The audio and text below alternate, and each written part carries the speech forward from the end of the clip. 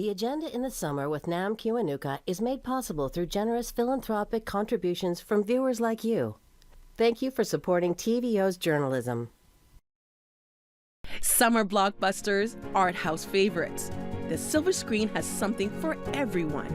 So grab your popcorn. We're going to the movies this week with Canadian Screen Award-winning director Clement Virgo, film critic and festival programmer Cameron Bailey, film critic Thom Ernst, and producer Alicia Fletcher. Tonight, why do we love film? That's next on The Agenda in the Summer.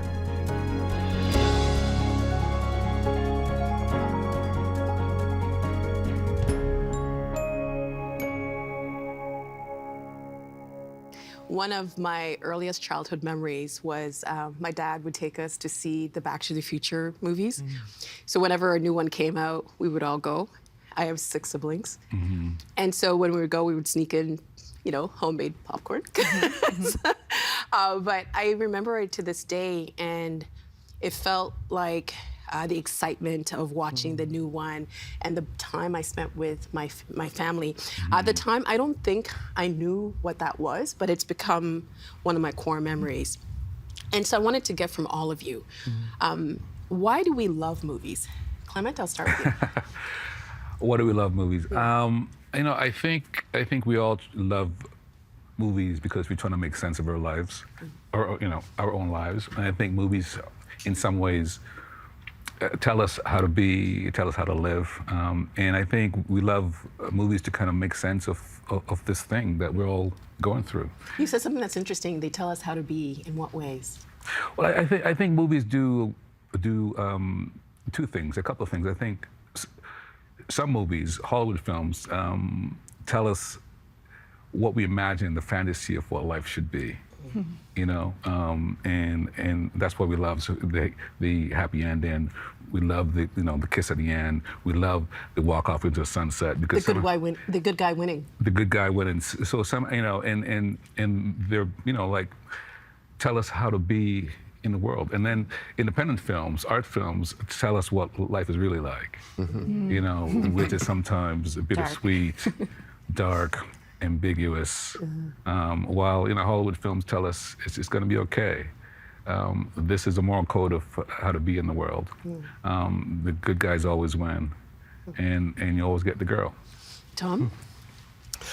Well, it's a tough thing to follow. Yeah. To follow that. I have to agree on that. And I'm listening to Tell Us How to Be. It was very important to me when going to the film. And I think, though, that is why we need to, movies need to be more diverse and have more different voices, because if you're trying to identify, and you do identify with someone on the screen, which I did all the time, regardless, and I'm going to age myself, regardless whether it's Clint Eastwood, Burt Reynolds, whatever, I always found something that I could hone in on. And it's a fantasy, and it's a fantasy of a world that I would love to be in. And then that slowly transitions into a cinema that's more real and gives you a social conscience. It gives you rationales for other ideas that are maybe more diverse than what you've seen in the Hollywood cinema. So, I mean, it's very simple to say that film is an escapism. But in fact, for me, growing up on a farm community, it was absolutely that. An escapism from the life that I was experiencing. There was some hardship in my childhood, of which this sort of removed me from, and gave me some excitement too. I want to come to Alicia next, but you said something that I think was interesting. Social conscious? Conscience. I mean, more aware of what was going on. I probably worded it incorrectly, but more aware of what was going on socially outside of my own world. So it gave you, a view into a world that outside of your own. Outside of my own, certainly outside of anything I recognize. And it was very close to what was, said in the opening about ideas and problems, and the world is not as clean. Alicia? Yeah, I mean, I grew up loving movies. Not every other kid around me did, and I think it was just, it taught me how to communicate, and I could see other people's lives in other worlds and other countries and places that didn't exist because they're fiction, whether that was science fiction or another genre, and made me feel like there was somewhere to go in life, and that things around me weren't necessarily going to be on one path, that I could choose what I wanted to do.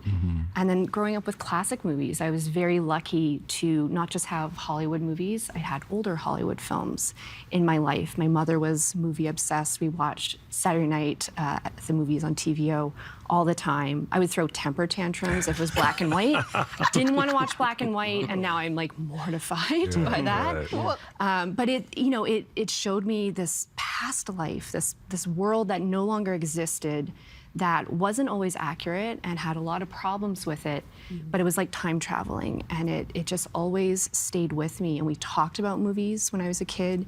My grandmother lived with us. She had Alzheimer's, and as her memory faded, all she could remember was kind of going to movies in the 30s. And she would tell me about these films that I didn't know what they were at 10 years old. I know what they are now. But when everything left her, she could still talk about that. And I guess when you're watching them now, that's a memory that you hold on to. Yes, yeah, absolutely, yeah. It's interesting about the black and white, but we'll talk about that in an upcoming episode. What about you, Cam? You know, I think when we talk about why we watch movies, we're thinking mostly of one thing that movies do, because movies can do all kinds of things, but we're talking about stories, first of all. I think narrative movies, and that there is a real power there. But what I am always fascinated by is how movies are so different from other narrative forms. Very different from theater, from novels, from all different ways of telling stories. And I think that's because movies are so big, you know, they're a giant screen in front of us, we're in the dark, we're smaller than the image we're watching, the sound is all around us now. And I think we are immersed in it, enveloped in it, and in a way you can only surrender to movies when they're that scale. It's very different than opening a little novel, right? And you're inside something smaller and your imagination expands, but the actual thing is small. And with movies, it's like you go to a kind of altar, you know, and it's bigger than you. And in a way, that's why people worship movie stars, because they're just these giant icons. Bigger and I than think, life. Yeah, literally bigger than life. I think that's something fascinating about movies. But also they concentrate experience, you know? So the close-up in movies is something that's unique to that form. You know, television stole it afterwards, but theater didn't have close-ups. Novels don't have close-ups. Novels have other things that they do. But the close-up is another thing that concentrates a real-life experience and makes you feel like it's something that you can worship, that's bigger than you, that you have to surrender yourself to. And I think that's the enduring power of movies even now. It makes me think of your latest brother, just the opening frames. Yes. They're in a field in Scarborough, the greatest place on the planet. Says me, I've been a Scarboroughian for like 2 minutes. Right. But it's just like they're in the field, these power towers, I guess. Yes. And these two brothers are standing side by side. And I guess music too also creates that mood. Just to build on what Cameron was saying, how do you capture that moment and draw people in so they can surrender, like Cameron said? Well, I think, you know, we've all sort of watched films, and opening of films are so crucial because they tell us how to watch them. They sort of lay the groundwork for the world that we're about to enter. In the case of Brother, it was really trying to create a sense of tone, mood, suspense, mystery. Why am I looking at this? Because I think the best films, you know, I mean, I have a theory around the first like 3 or 4 cuts of a film. You know, you pretty much know what hands you're in within 3 or 4 cuts. And for me, those opening seconds are really, really important to create tone and mood. But just to sort of add on what Cameron said about movies, I mean, I think, you know, we all kind of, in some ways, live in our own movie as we move through the world. And I think that movies and characters and stories make us see ourselves, which is, oh, I thought I was the only person that had those feelings, you know. But here's this character in, I don't know, Breakfast Club or Gone with the Wind or whatever it may be. They have those same feelings because we all think that our feelings are like unique to us, and movies remind us that no, you're not alone. Here's a story that's maybe not yours. Maybe it takes place in India or Africa or in LA, but it captures those feelings that we all have. So then would you consider then movies to be art or entertainment? We're not choosing today. We are definitely not choosing. Come on now.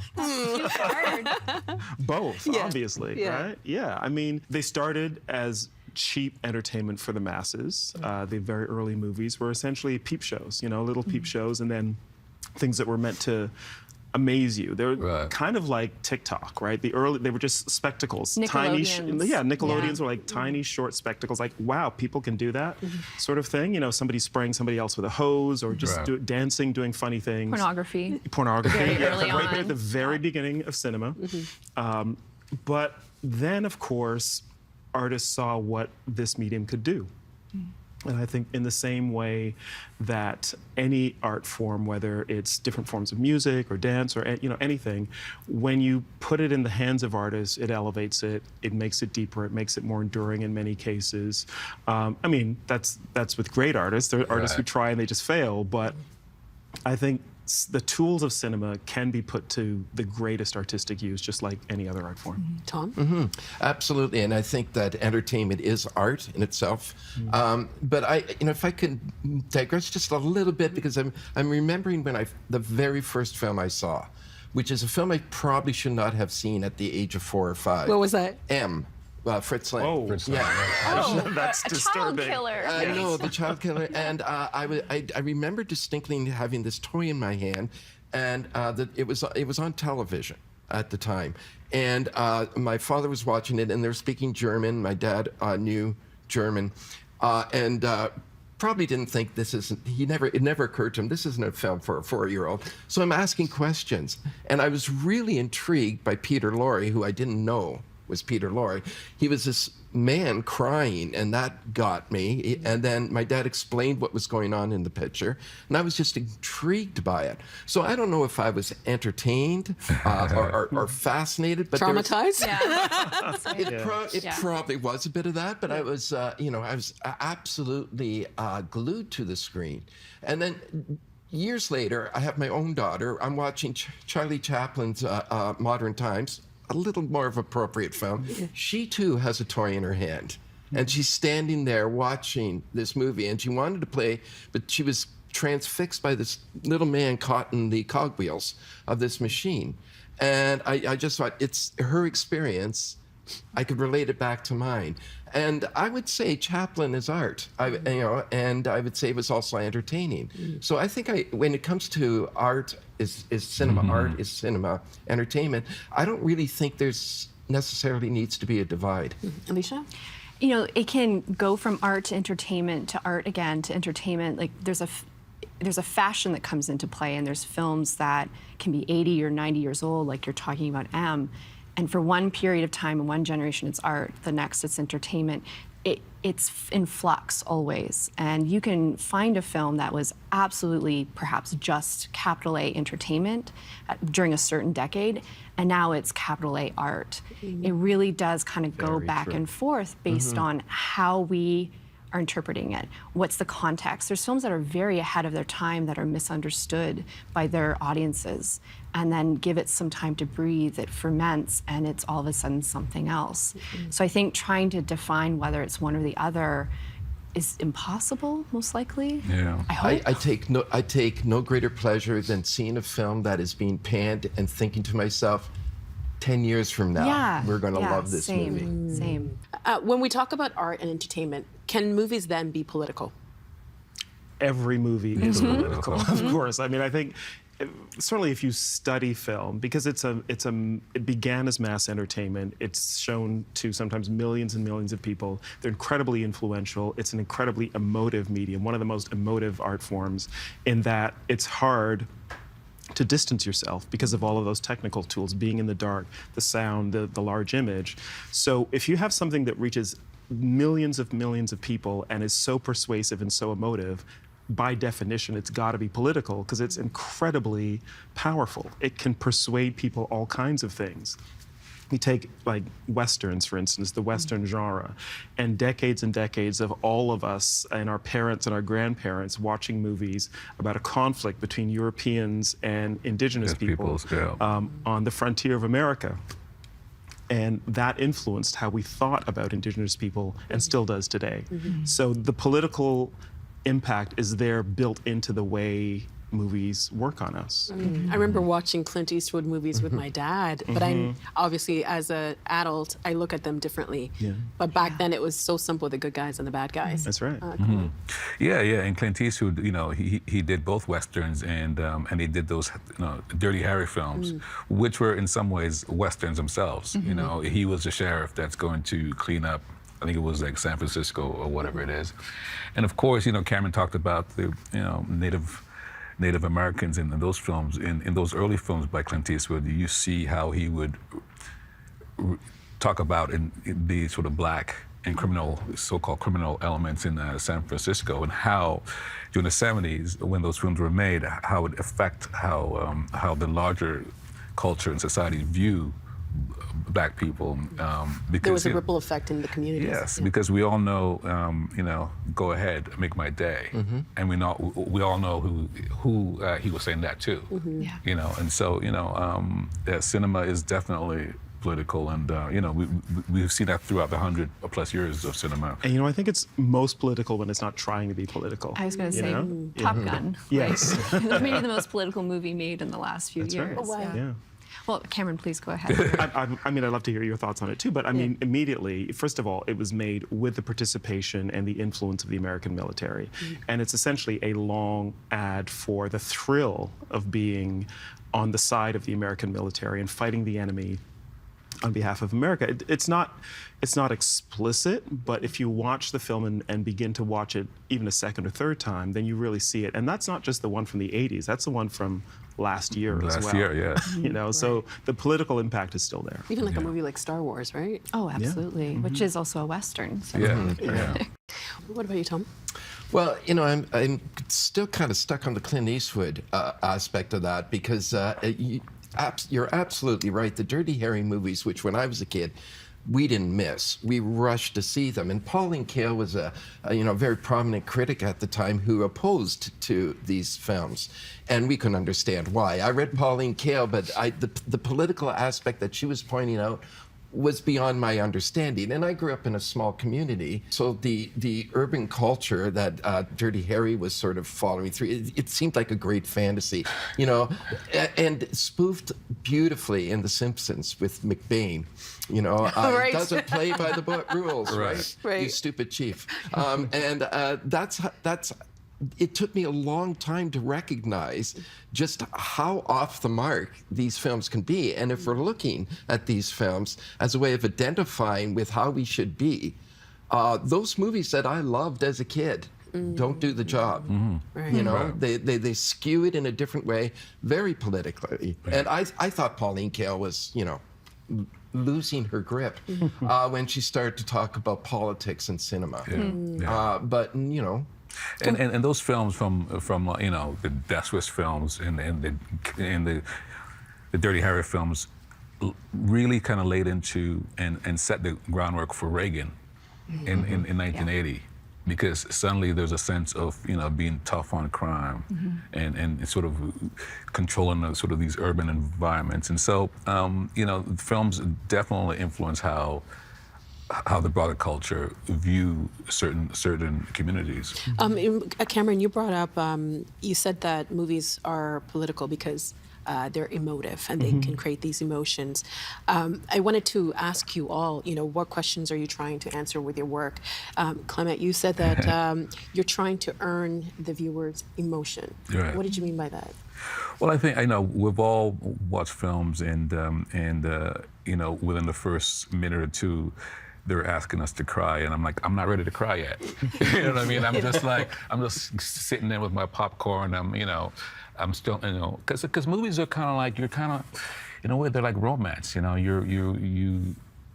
date a film, you go out on a date, and then it's like, okay, the first act, the date's good, and then it's like, maybe I'll go on a second date with you. You know what I mean? And so you slowly, as the movie develops, you're like, okay, I'll have a relationship with you. And then by the end of the movie, if you're lucky, then it's like, I'm in this with you. And, I love that. And I'm gonna feel emotions. Going with this metaphor? Now I'm getting worried. And give us a list of movies that you feel this way about. I love it. Well, but it's kind of like, you want a film to slowly, in a way, seduce you and make you want to lean in and make you want to say, okay, you got me.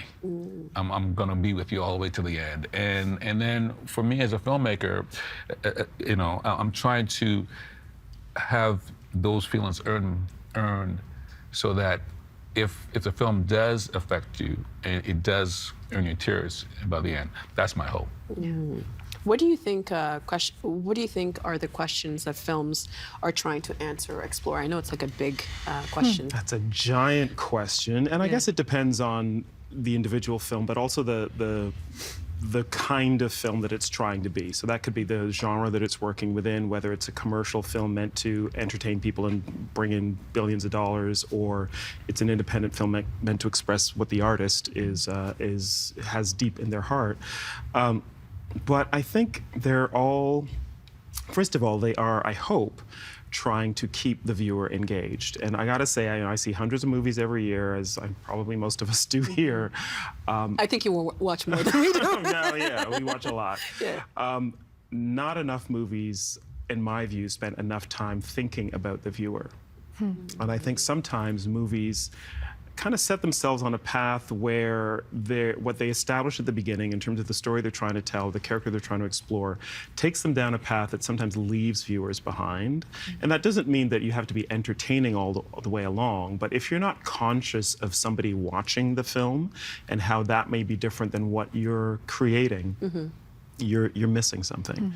Movies only exist when they're being watched, right? And so that, I think, needs to be something that filmmakers always remember. I think you can tell when a filmmaker thinks they're smarter than their audience, and that usually goes poorly most of the time. You can also tell when a filmmaker, like yourself, loves movies, when they're a cinephile themselves, when they understand the history, when they are with the audience, when they're making it.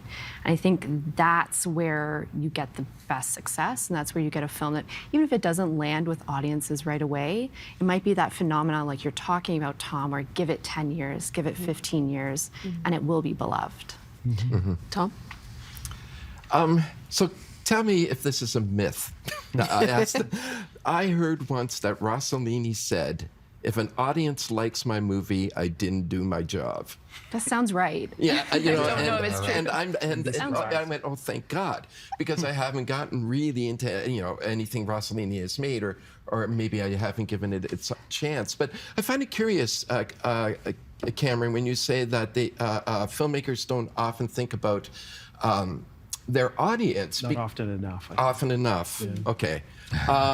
Maybe that's the clarification that's needed then, because I hear that and I wonder if maybe by doing so that I'm sure you didn't mean pandering to the audience, but that's kind of what I heard. No, I think, so I spent many years as a film critic where I went to a movie and I watched it as me, the film critic, and I wrote my own particular reaction to it. And then I moved into programming films at the Toronto Film Festival, and I realized that is an entirely different job. Big time. Because it is not just what you think of the film. You have to imagine yourself among hundreds of other people watching a film, and an audience is a collective entity. It doesn't just have one reaction, but if a film's working well, something coalesces, some kind of shared experience of the film. I've seen it so many times. Last year at the festival with The Fabelmans, and famously with movies like Slumdog Millionaire and others, where somehow the audience gets into the journey that the filmmaker is delivering for them. And that's kind of what I mean, where, and it can be the most challenging film. It can be a film like Jeanne Dielman, the Chantal Ackerman film, where it may take a minute for everybody in the audience to kind of settle into the rhythm of that 3-hour film, and what happens or doesn't happen in it. But at a certain point, people just start to lean forward and they're in the movie because the filmmaker has done that.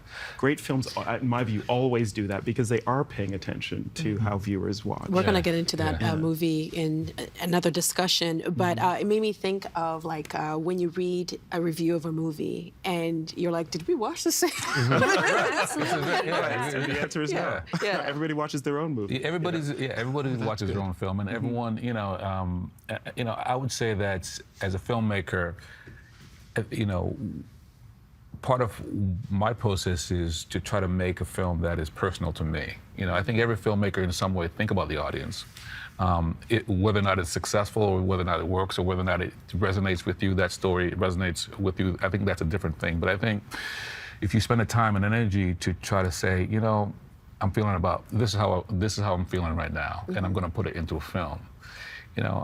Stories historically I've always done that, from ancient Greek to the Bible. Stories are about trying to untangle this mystery of life, and sometimes those stories resonate and they make sense, and sometimes it's like it doesn't work. It doesn't make sense for me. There's many films that I've seen that critics love, even from this year's past Oscar.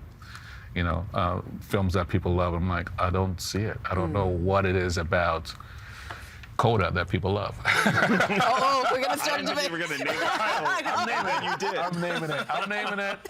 Alicia? I'm naming it. Yeah, and maybe it could be, I don't think this is the case with Coda, but maybe that will change in a few years for you. It could be it didn't resonate then, Right. and then something in your circumstances, something that You're absolutely you right. come to an audience with. It could change. Probably not Coda, though. But it's actually a great thing. The Oscars are a good example because that's a kind of a large celebration of individual films, each Best Picture winner.